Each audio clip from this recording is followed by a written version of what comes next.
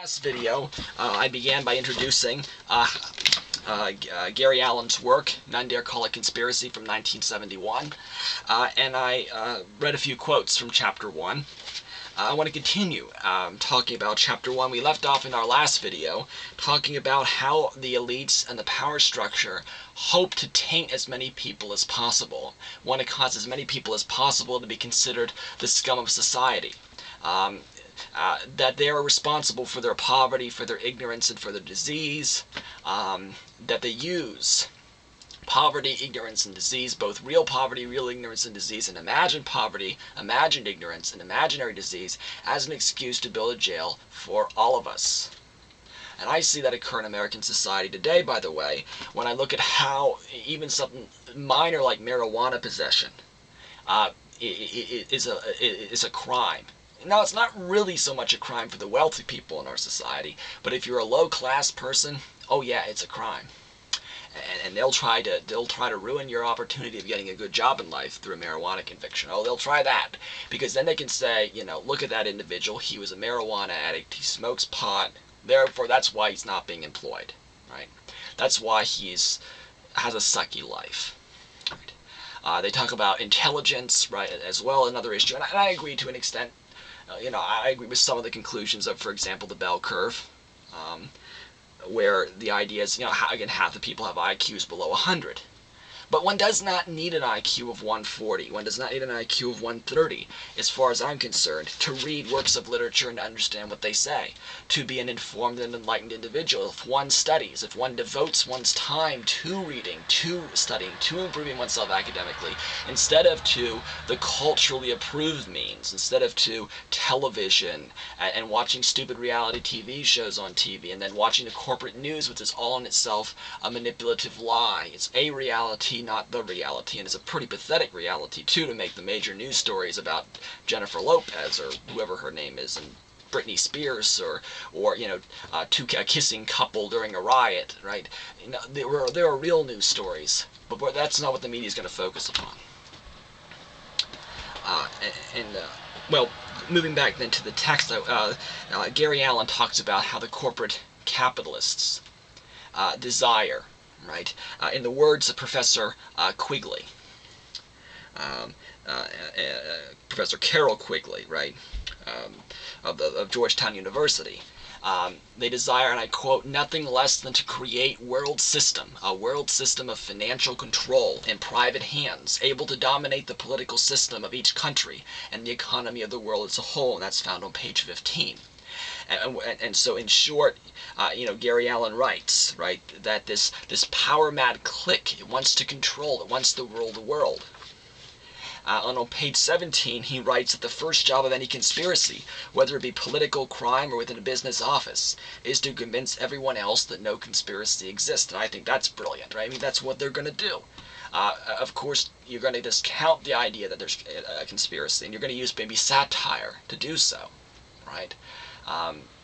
Think about Mr. Twain, Mark Twain, or Samuel Longhorn Clemens, and his quote that, the donkey is an object of ridicule. There's nothing really ridiculous about a donkey, about an ass, right? But to be calling somebody a donkey is to insult them, because it has that satirical meaning now associated with it, right? So you get what I'm saying here. If you can link an idea with satire, with ridicule, with me being, the Mad Hatter of sorts, or whatever other absurd Lewis Carroll character you want to imagine me to be, which of course you may find, as if you do in fact understand Lewis Carroll's writings, that maybe I'm not as mad as you might think I am. But the idea is to make me mad, to make me insane, to make me believe there's a conspiracy, so that therefore I'm this idiot, this absurd person, to believe that wealthy people want to make more wealth for themselves, which I don't see as any kind of conspiracy. It seems, in fact, to be the essence of what the wealthy would do. It's a rational action for the wealthy, for the corporatists to consolidate their wealth. To desire to exploit those who are less educated and less informed, to make those people want to be more slaves and serfs, to create a brave new world, as Aldous Huxley claims, through drugs, through dumbing down people as a result of medications. So it's not in any way absurd for me to suggest they would do so. I mean, I have Huxley's own words to support that. We have Huxley's own work, Brave New World, to think about when we consider this idea, right?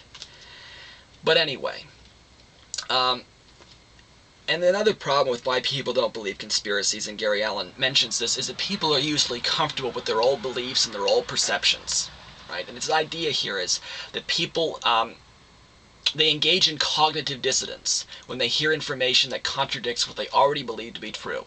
People want to support the ideas they already believe and reject those ideas that go against what they already believe. And the media, the U.S. mainstream media, gives people a very simple thing to believe. That there's a right and there's a left, and the right and the left compete against one another. There's the Democrats and the Republicans inside of, and then they don't say it's inside of a hegemonic framework, right? Think about Anthony Gramsci, but they don't say that to you. They just say there's a right and there's a left. There's a Democrat position and there's a Republican position. That's an easy system. Everybody can know that there's a Democratic position, there's a Republican position. At least most people can. Certainly the political class can. Certainly people with IQs of 100 to 115 can understand that well. The idea of a Republican and a Democratic system that collide with one another and they fight it out, they duke it out, right? But see, there's all kinds of positions that lie outside of the right-left paradigm, that are far outside the right-left paradigm, and some of them are very good ideas, but nobody is going to talk about them because they're not in the right-left paradigm. And our society must function within a right-left paradigm. That's the reality most people want to believe, because it's a simple reality. It's a simple thing to believe. It doesn't require real intellectual consideration of the way the world really works. The idea that we have two heads of a one-party system. We don't have two systems. Corporate capitalism reigns in the Democratic Party and the Republican Party. And that's reality. That's why administrations don't change, policies within administrations don't change, because the lobbyists still write the laws. And who writes the laws? Well, I mean, the lobbyists, of course, work for the major corporations. But I digress once more. These are not necessarily Gary Allen's ideas. Gary Allen does, though, say on page 18 that the establishment, and he doesn't really define the establishment, but let me define it for you. It's the multinationalist corporations and the international banking interest. They control the media. I mean, Allen implies some of this later in the novel, or later in his book, but he never wants to be too hard on corporate capitalists. Right? I mean, he wants to believe in capitalism a little bit more than I think he should, especially a corporate level capitalism. We're not talking about Jeffersonian capitalism here. We're not talking about the small farms, the agrarian way of life. We're talking about the way capitalism has evolved in the Lochner era, right, into the present.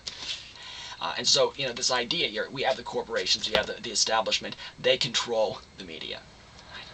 And on page 18, Allen also notes, and I quote, that the conspirators come from the highest social strata.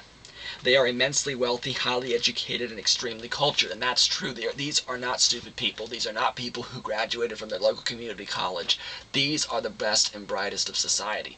These are people with an IQ that is high. These are people, even if they maybe don't have an IQ that's as high as it could be all the time, they have enough money to compensate. It's like George Walker Bush, right? Bush was a member of the elite, even though he wasn't the brightest president in human history. He still was bright enough, and he probably had an IQ in the mid-120s. George W. Bush did, but he was bright enough, or his parents had enough financial standing that he was able to get into a good Ivy League institution, join the Skull and Bones Society, and so forth, right?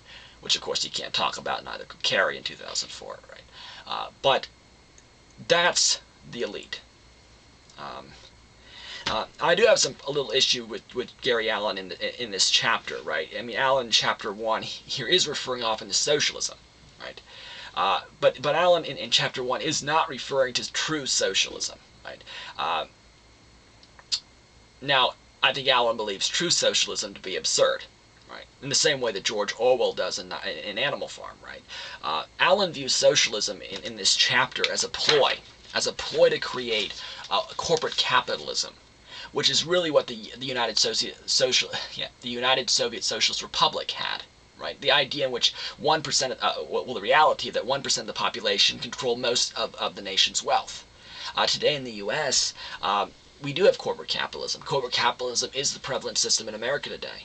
And a conservative estimate indicates that 1% of the U.S. population controls 43% of the wealth in the United States. It's probably higher than that, but that's what a conservative estimate would say. So, what Alan warns about in this book, it has come true. We are living in the beginning of a fascist society in which the business interests have taken over the government, our government, and are using our government to get more for themselves and less for everybody else, in the words of George Carlin.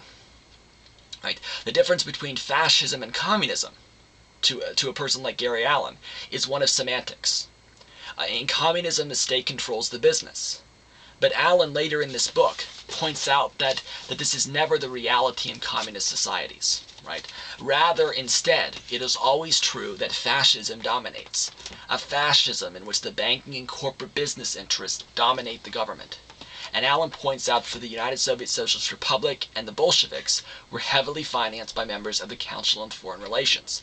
And I would note that these are things that are similar to what Noam Chomsky would say about how the Bolsheviks were corrupted. They had their ideals before they took power, and then afterwards they switched.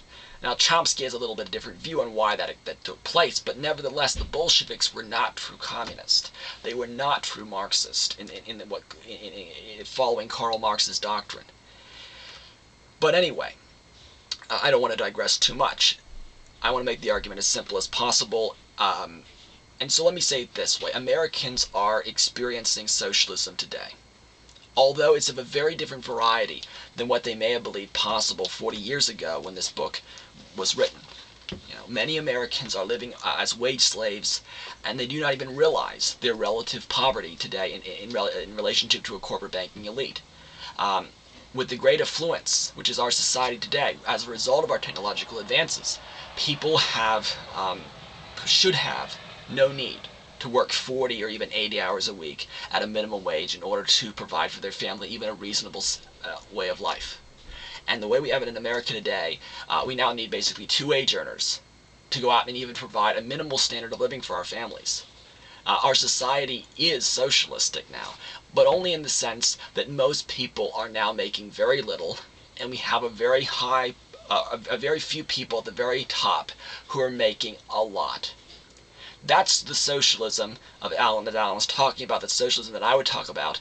It's the socialism of the elite. And again, it's only because so many people, unfortunately, and this is so true, it's because only so many people are so uninformed, or maybe so stupid, or so apathetic, that they do not realize how their society has been manipulated in front of their eyes over the past 50 or 60 years. In the next video, I want to talk about socialism, the royal road to power for the super rich. Thank you for watching, and I hope you enjoyed the video.